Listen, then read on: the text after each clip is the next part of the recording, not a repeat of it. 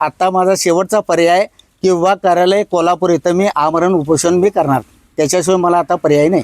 अशी मी जनगणना लाईव्ह द्वारे मी सूचना करतोय।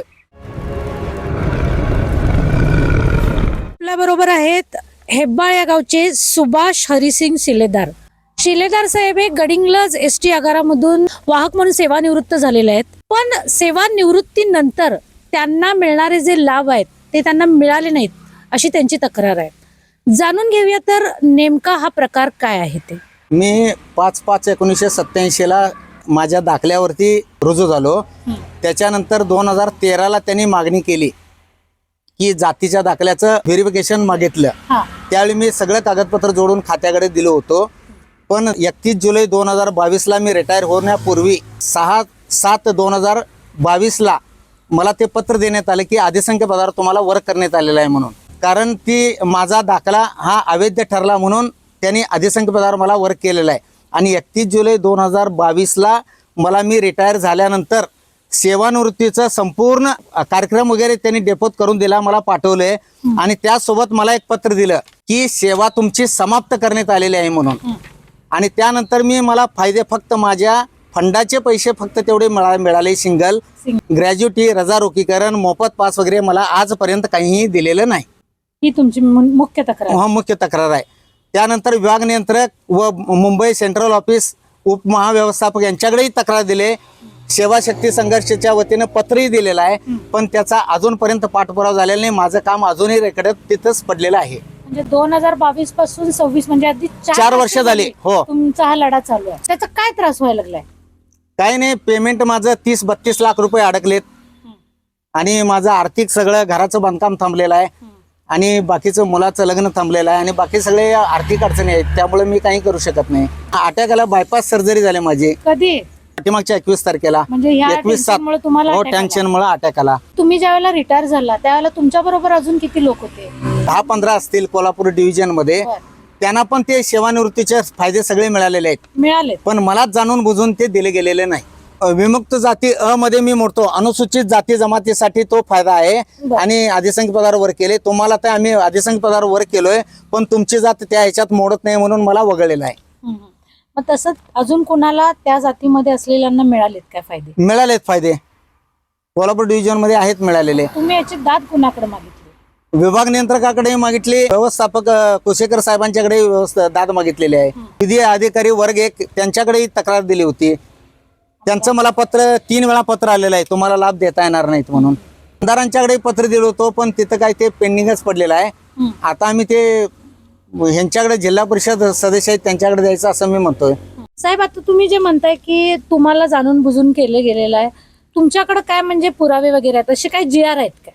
शासन निर्णय क्रमांक 2018 त्यांनी जो उल्लेख केलेला आहे मला अधिसंख्य पदावरच्या 5 जून 2018, त्यामुळे मला कामावर ठेवले गेले। 2020 माझा दाखला अवैध ठरला म्हणून मला ह्या GR प्रमाणे कामावर ठेवलं।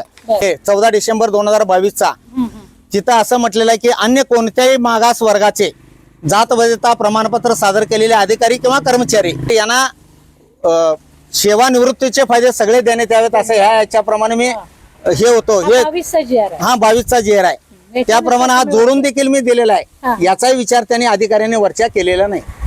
माझ्या हातामध्ये असलेलं हे 2018चा आणि 2022 हे दोन्ही GR आहे, त्याच्यामध्ये स्पष्ट लिहिलं गेलेलं आहे की शिलेदार साहेबांना, म्हणजे त्यांच्यासारखे जे लोक असतील त्या कॅटेगरीमध्ये बसणारे, त्यांना हे पूर्ण फायदे मिळाले गेले पाहिजेत।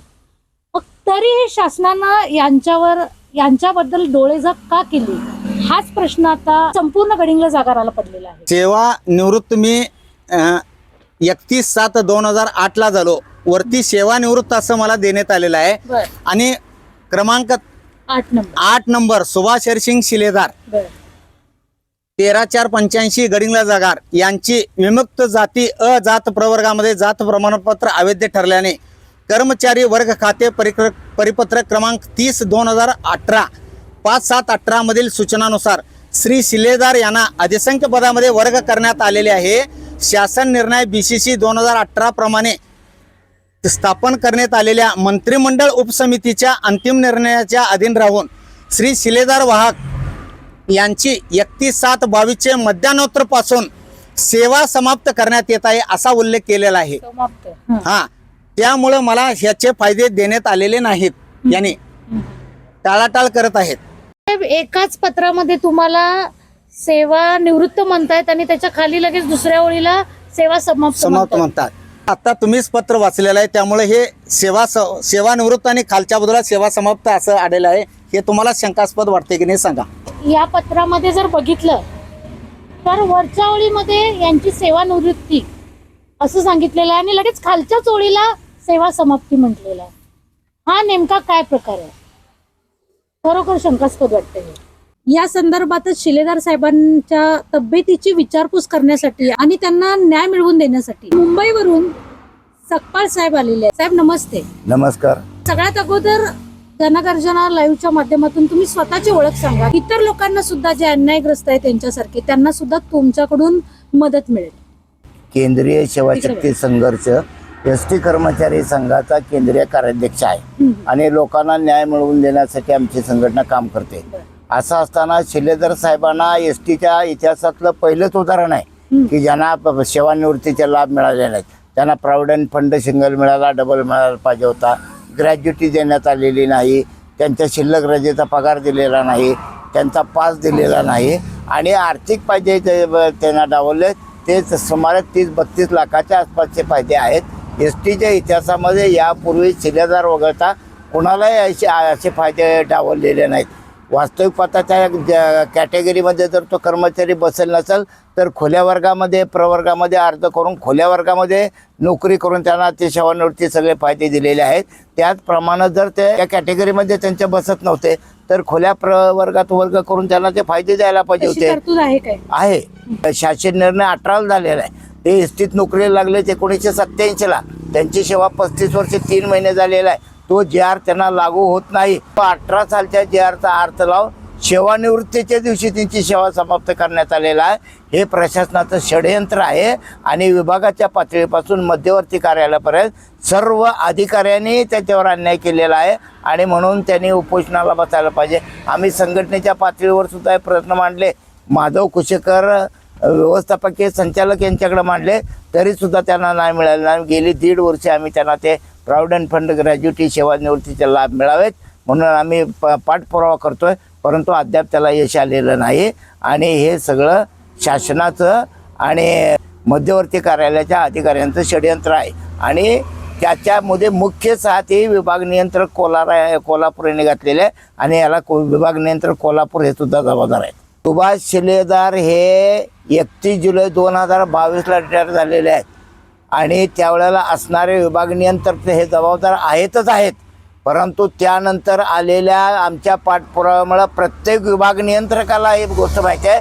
त्यामुळे सगळे विभाग नियंत्रक आणि आत्तापर्यंत सगळे प्रशासक जबाबदार आहेत आणि म्हणून माझं म्हणणं असं आहे की हे लाभ मिळवून देण्यासाठी आपल्या चॅनलमार्फत आवाज दिला पाहिजे, शासनापर्यंत गेलं पाहिजे आणि 4 वर्षापेक्षा जास्त कालावधी झालेल्या त्यांच्या 30-35 लाखाची जी रक्कम मिळणार आहे त्यांच्या व्याजासह त्यांना मिळाला पाहिजे आणि त्यांना गेल्या 4 वर्षामध्ये कौटुंबिक पास दिला नाही.